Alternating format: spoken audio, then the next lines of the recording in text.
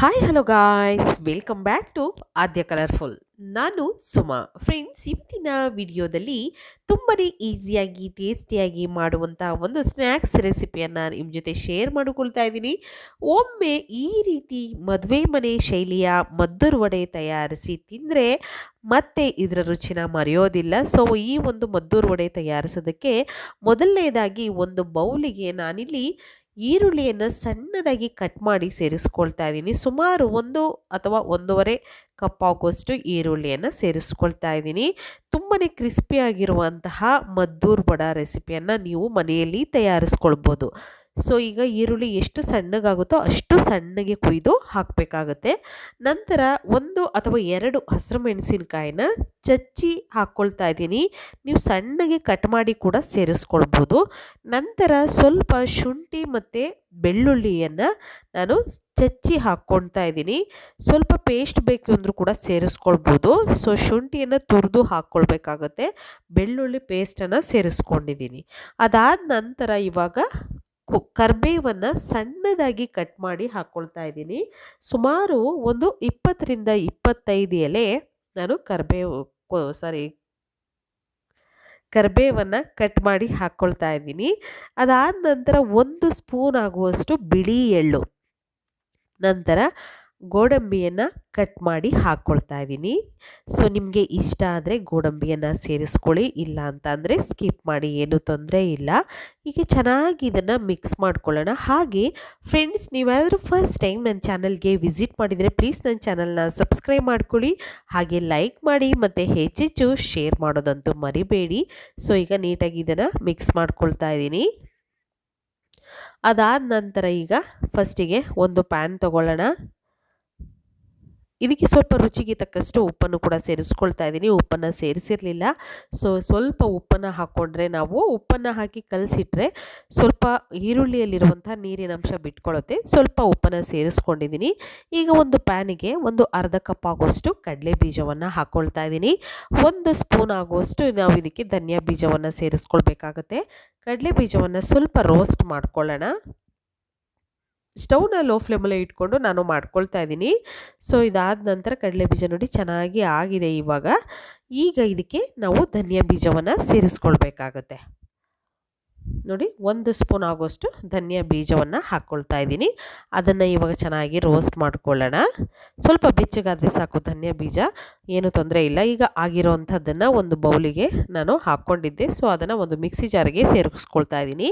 Mixie ಜಾರಿಗೆ ಹಾಕಿ ಇದನ್ನು powder ಮಾಡ್ಕೊಂಬರೋಣ. ಅಂದರೆ ಈ ಥರ ತರಿಯಾಗಿರಬೇಕು, ಪೂರ್ತಿಯಾಗಿ ನುಣ್ಣಗಾಗಬಾರ್ದು.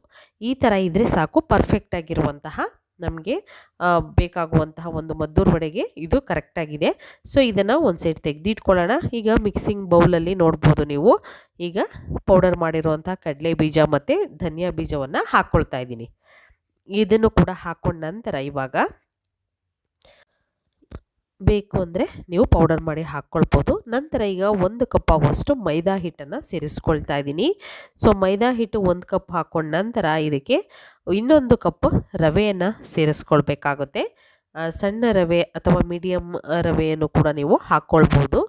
ಸೊ ತುಂಬಾ ಈಸಿಯಾಗಿ ಮಾಡ್ಕೊಳ್ಳೋವಂತಹ ಒಂದು ರೆಸಿಪಿ. ಸೊ ನೋಡ್ಬೋದು, ಸಣ್ಣ ರವೆಯನ್ನು ಸೇರಿಸ್ಕೊಳ್ತಾ ಇದ್ದೀನಿ.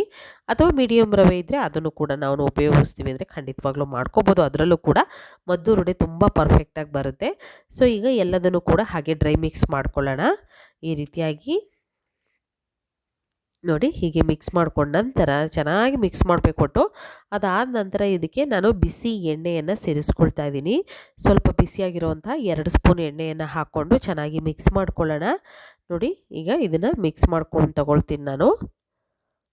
ಜಾಸ್ತಿ ಎಣ್ಣೆಯನ್ನು ಕೂಡ ಉಪಯೋಗಿಸ್ತಾ ಇಲ್ಲ. ಖಂಡಿತವಾಗ್ಲೂ ತುಂಬ ಬೇಗ ಮಾಡ್ಕೊಳ್ಳುವಂಥ ಒಂದು ರೆಸಿಪಿ ಇದು, ಮತ್ತು ಎಲ್ಲರಿಗೂ ಕೂಡ ಇಷ್ಟ ಆಗುವಂಥದ್ದು. ಮದ್ದೂರು ವಡೆ ಅಂದರೆ ಖಂಡಿತ ತುಂಬ ಚೆನ್ನಾಗಿರುತ್ತೆ ಅಂತಲೂ ಎಲ್ಲರೂ ಕೂಡ ಅದನ್ನು ಇಷ್ಟಪಡ್ತಾರೆ. ಮಾಡೋ ವಿಧಾನವೂ ಕೂಡ ತುಂಬಾ ಏನು ಕಷ್ಟ ಇಲ್ಲ, ತುಂಬ ಈಸಿಯಾಗಿ ಬೇಗ ಮಾಡ್ಕೊಳ್ಳುವಂತಹ ಒಂದು ರೆಸಿಪಿ ಇದು.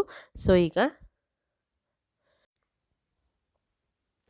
ಈಗ ಚಿಕ್ಕ ಚಿಕ್ಕ ಉಂಡೆಗಳಾಗಿ ಮಾಡ್ಕೋಬೇಕಾಗುತ್ತೆ. ಸ್ವಲ್ಪ ಸಣ್ಣ ಒಂದು ಬಾಲ್ ಸೈಜಲ್ಲಿ ನಾವು ಹಿಟ್ಟನ್ನು ತಗೊಳ್ಬೇಕು. ಇಷ್ಟನ್ನು ತಗೊಂಡ ನಂತರ ಅದನ್ನು ಚಿಕ್ಕ ಚಿಕ್ಕ ಉಂಡೆ ಮಾಡಿ ಒಂದು ತಟ್ಟೆಯಲ್ಲಿ ಫಸ್ಟಿಗೆ ಜೋಡಿಸ್ಕೊಂಬಿಡೋಣ. ಸೊ ಅದಾದಮೇಲೆ ನಾವು ಬೇಕೆಂದರೆ ಎಣ್ಣೆ ಬಿಸಿಗೆ ಇಟ್ಬಿಟ್ಟು ನಿಧಾನವಾಗಿ ಒಂದೊಂದೇ ವಡೆಗಳನ್ನು ಹಾಕ್ಕೊಳ್ಬೋದು. ಈಗ ನೋಡಿ ಈ ರೀತಿಯಾಗಿ ಚಿಕ್ಕ ಚಿಕ್ಕ ಉಂಡೆ ಮಾಡಿ ಒಂದು ಸೈಡ್ ಇಟ್ಟಿದ್ದೀನಿ. ಸ್ವಲ್ಪ ಒಂದು ಪೇಪರಿಗೆ ನಾನು ಬಟರ್ ಪೇಪರ್ ಅಥವಾ ನೀವು ಎಣ್ಣೆ ಪ್ಯಾಕೆಟಿನ ಕವರ್ ಇರುತ್ತಲ್ಲ, ಸೊ ಅದನ್ನು ಉಪಯೋಗಿಸಿ ಮಾಡ್ಕೋಬೋದು, ಅಥವಾ ಬಟರ್ ಪೇಪರಲ್ಲೂ ಕೂಡ ನೀವು ಮಾಡ್ಕೋಬೋದು. ಈಗ ಒಂದು ಚಿಕ್ಕ ಉಂಡೆಯನ್ನು ತಗೊಂಡು ನೋಡ್ಬೋದು, ಈ ರೀತಿಯಾಗಿ ನಾವು ಎಷ್ಟು ಅಗಲ ಬೇಕೋ ನೋಡಿಕೊಂಡು ನಾವು ವಡೆಯನ್ನು ಬೇಯಿಸ್ಕೋಬೋದು. ಸೊ ಈಗ ಆಗಿದೆ, ಇದು ತಟ್ಕೊಂಡಿದ್ದೀನಿ, ಈಗ ನೀಟಾಗಿ ತಟ್ಟಿದ್ದೀನಿ. ನೋಡ್ಬೋದು ಇಷ್ಟು ಚಿಕ್ಕ ಚಿಕ್ಕದಾಗಿರುವಂತಹ ವಡೆಗಳನ್ನು ಹಾಕ್ಕೊಳ್ತಾ ಇದ್ದೀನಿ. ಈಗ ಎಣ್ಣೆ ಕಾಯೋದಕ್ಕೆ ಇಟ್ಟಿದ್ದೀನಿ ಆಲ್ರೆಡಿ. ಸೊ ಇವಾಗ ಒಂದೊಂದಾಗಿ ವಡೆಗಳನ್ನು ಹಾಕಿ ಎರಡೂ ಸೈಡ್ ಕೂಡ ಗೋಲ್ಡನ್ ಕಲರ್ ಬರೋ ಹಾಗೆ ನಾವು ಬೇಯಿಸ್ಕೊಳ್ಳೋಣ. ಸೊ ಫ್ರೆಂಡ್ಸ್, ಮತ್ತು ಇನ್ನೊಂದು ವಿಷಯ, ನಾನು ರಾಗಿ ಮಾಲ್ಟ್ ಪೌಡರ್ನ ನಿಮ್ಮ ಜೊತೆ ಶೇರ್ ಮಾಡ್ಕೊಂಡಿದ್ದೀನಿ.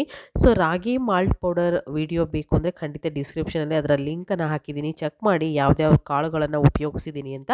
42ಕ್ಕಿಂತ ಹೆಚ್ಚು ಕಾಳುಗಳನ್ನು ನಾನು ಹಾಕಿದ್ದೀನಿ ಅದರಲ್ಲಿ. ಸೊ ಸಿರಿಧಾನ್ಯಗಳು, ಡ್ರೈ ಫ್ರೂಟ್ಸ್ಗಳು, ಈ ಥರದ್ದು ಎಲ್ಲ ಕಾಳುಗಳು ಕೂಡ ಅದರಲ್ಲಿ ಸಿಗುತ್ತೆ. ತುಂಬ ಹೆಲ್ದಿಯಾಗಿರುವಂಥ ಒಂದು ರಾಗಿ ಮಾಲ್ಟ್ ಪೌಡರ್. ಸೊ ನಿಮಗೆ ಬೇಕು ಅಂದರೆ ಈ ಒಂದು ಸ್ಕ್ರೀನ್ ಮೇಲೆ ಹಾಕಿರುವಂತಹ ನಂಬರ್ಗೆ ನೀವು ವಾಟ್ಸಪ್ ಮಾಡಿ ನೀವು ಆರ್ಡರ್ನ ಮಾಡಿಕೊಂಡು ಈ ಪೌಡರ್ನ ತೊಗೊಳ್ಳಿ. ರಾಗಿ ಅಂಬ್ಲಿ ಈ ಥರ ಮಾಡಿಕೊಂಡು ಇದನ್ನು ಕುಡಿಯೋದು ತುಂಬ ಈಸಿ ಮತ್ತು ಹೆಲ್ತಿಯಾಗಿರುವಂಥ ಒಂದು ರೆಸಿಪಿ. ಸೊ ಖಂಡಿತವಾಗ್ಲೂ ಮನೆಯಲ್ಲೂ ಕೂಡ ನೀವು ತಯಾರಿಸ್ಕೊಂಡು ಕುಡಿಬೋದು, ಅಥವಾ ಆರ್ಡ್ರ್ ಮಾಡಿ ಕೂಡ ನೀವು ತೊಗೊಂಡು ಕೂಡ ಉಪಯೋಗಿಸ್ಬೋದು ಫ್ರೆಂಡ್ಸ್. ಓಕೆ, ಸೊ ಈ ಒಂದು ವಾಟ್ಸಪ್ ನಂಬರ್ಗೆ ಕರೆ ಮಾಡಿ ಅಥವಾ ವಾಟ್ಸಪ್ ಮೆಸೇಜ್ ಮಾಡಿ, ನಿಮಗೆ ಈ ಒಂದು ರಾಗಿ ಮಾಲ್ಟ್ ಪೌಡರ್ ಸಿಗುತ್ತೆ. ಓಕೆ, ಸೊ ಈಗ ಇಲ್ಲಿ ಮದ್ದೂರು ವಡೆ ನೋಡ್ಬೋದು ನೀವು, ಈಗ ಆಗಿದೆ. ಎರಡೂ ಸೈಡ್ ಕೂಡ ಸ್ವಲ್ಪ ಕಲರ್ ಎಲ್ಲ ಚೇಂಜ್ ಆಗ್ತಾ ಇದೆ ನೋಡಿ. ಈ ರೀತಿಯಾಗಿ ನಾವು ಫ್ರೈ ಮಾಡ್ಕೋಬೇಕಾಗುತ್ತೆ. ಸೊ ಎರಡೂ ರೀತಿಯಾಗಿ ನಾವು ಇದನ್ನು ಕಲರ್ ಸ್ವಲ್ಪ ಚೇಂಜ್ ಆಗಬೇಕು, ಅಲ್ಲಿವರೆಗೂ ಫ್ರೈ ಮಾಡ್ಕೊಳ್ಳೋಣ. ಏನು ಎಣ್ಣೆಯಲ್ಲಿ ಬಬಲ್ಸ್ ಬರ್ತಾ ಇದೆಯಲ್ಲ, ಅದೆಲ್ಲ ಕಮ್ಮಿ ಆಗ್ತಾ ಬರಬೇಕು, ಆಗ ನಮಗೆ ಇದು ಪರ್ಫೆಕ್ಟಾಗಿ ವಡೆ ಬೆಂದಿದೆ ಅಂತ. ಅದಕ್ಕೋಸ್ಕರ ಸ್ವಲ್ಪ ಸ್ಟವ್ನ ಲೋ ಫ್ಲೇಮಲ್ಲೇ ಇಟ್ಕೊಂಡು ಬೇಯಿಸ್ಕೊಳ್ಳಿ. ಸೊ ಇದನ್ನು ನೀವು ಏನಿಲ್ಲ ಅಂದರೂ ಒಂದು 4-5 ದಿನದವರೆಗೂ ಕೂಡ ಮದ್ದೂರು ವಡೆಯನ್ನು ಮನೆಯಲ್ಲೇ ಇಟ್ಕೊಂಡು ನೀವು ತಿನ್ಬೋದು ಫ್ರೆಂಡ್ಸ್. ಅಷ್ಟು ಚೆನ್ನಾಗಿರುತ್ತೆ. ಖಂಡಿತ ತಯಾರಿಸಿ ನೋಡಿ ಬೇಕಿದ್ರೆ. ಅದಾದಮೇಲೆ ನೀವು ನನಗೆ ಕಾಮೆಂಟ್ ಸೆಕ್ಷನಲ್ಲಿ ತಿಳಿಸಿ ಎಷ್ಟು ನೀಟಾಗಿತ್ತು, ಎಷ್ಟು ಚೆನ್ನಾಗಿತ್ತು, ಎಷ್ಟು ಕ್ರಿಸ್ಪಿಯಾಗಿತ್ತು, ಮತ್ತು ಎಷ್ಟು ದಿನ ಇಟ್ಕೊಂಡು ತಿಂದ್ವಿ ಅಂತ ನಿಮಗೆ ಗೊತ್ತಾಗುತ್ತೆ. ಒಂದು 4-5 ದಿನ ಇಟ್ಕೊಂಡು ತಿನ್ಬೋದು ಒಂದು ಸಲ ತಯಾರಿಸಿ. ಓಕೆ, ಸೊ ಈಗ ಮತ್ತೆ ಇನ್ನೊಂದು ಬ್ಯಾಚು ನಾನು ಮದ್ದೂರು ವಡೆಗಳನ್ನು ಎಣ್ಣೆಯಲ್ಲಿ ಫ್ರೈ ಮಾಡ್ಕೊಳ್ತಾ ಇದ್ದೀನಿ. ಸೊ ಈಗ ಆಗಿರುವಂಥ ವಡೆಗಳನ್ನೆಲ್ಲ ಒಂದು ತಟ್ಟೆಗೆ ಸರ್ವ್ ಮಾಡ್ಕೊಳ್ತೀನಿ. ತುಂಬಾ ಈಸಿಯಾಗಿರುವಂಥ ಟೇಸ್ಟಿಯಾಗಿರುವಂಥ, ಒಮ್ಮೆ ಈ ರೀತಿ ಮದುವೆ ಮನೆ ಶೈಲಿಯ ಮದ್ದೂರು ವಡೆ ಖಂಡಿತವಾಗ್ಲೂ ತಯಾರಿಸಿ ನೋಡಿ. ತುಂಬ ಟೇಸ್ಟಿ ಇರುವಂಥ, ಕ್ರಿಸ್ಪಿ ಆಗಿರುವಂಥ ಮದ್ದೂರು ವಡೆ ರೆಸಿಪಿ ರೆಡಿಯಾಗಿದೆ. ಸೊ ನೀವು ಕೂಡ ಟ್ರೈ ಮಾಡ್ತೀರಾ ಅಂತ ನಾನು ಭಾವಿಸ್ತೀನಿ ಫ್ರೆಂಡ್ಸ್. ಖಂಡಿತವಾಗ್ಲೂ ಇವತ್ತಿನ ವಿಡಿಯೋ ಸ್ವಲ್ಪನಾದರೂ ಇಷ್ಟ ಆಗಿದ್ರೆ ಚಾನಲ್ನ ಸಬ್ಸ್ಕ್ರೈಬ್ ಮಾಡ್ಕೊಳ್ಳಿ, ಹಾಗೆ ಲೈಕ್ ಮಾಡಿ, ಮತ್ತು ಹೆಚ್ಚೆಚ್ಚು ಶೇರ್ ಮಾಡೋದಂತೂ ಮರಿಬೇಡಿ. ಇವತ್ತಿನ ವಿಡಿಯೋನ ಇಲ್ಲಿ ಮುಗಿಸ್ತಾ ಇದ್ದೀನಿ. ಮತ್ತೆ ಇನ್ನೊಂದು ಹೊಸ ವಿಡಿಯೋ ಜೊತೆ ಬರ್ತೀನಿ ಫ್ರೆಂಡ್ಸ್. ಅಲ್ಲಿವರೆಗೂ take care, bye, see you.